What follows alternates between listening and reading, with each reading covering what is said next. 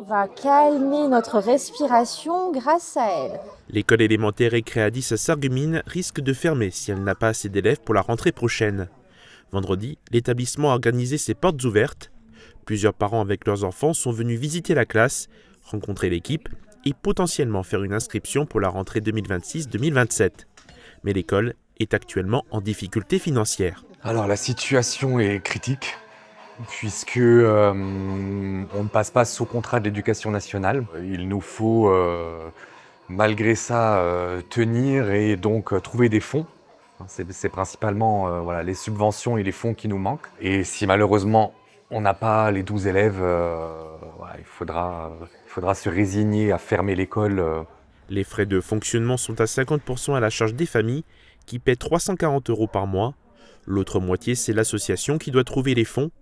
Une situation qui inquiète, notamment Aline, qui a sa petite fille dans l'école. Alors on est dans l'attente, malheureusement. On espère.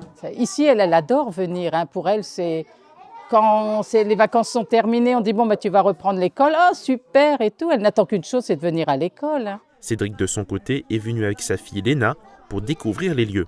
J'aime bien les trucs là. Et sinon, moi, j'aime bien tout. Alors on a été motivé par le fait d'avoir un bilan peut-être éventuellement TDAH pour notre fille. Et donc on est vraiment juste là pour observer et pour voir si éventuellement elle serait inscrite ici l'année prochaine. Julie, la mère de Gabriel, est contente de l'accompagnement et de la méthode pédagogique proposée par l'établissement. C'est vraiment une bonne école et puis la maîtresse elle a le temps d'être avec chaque enfant.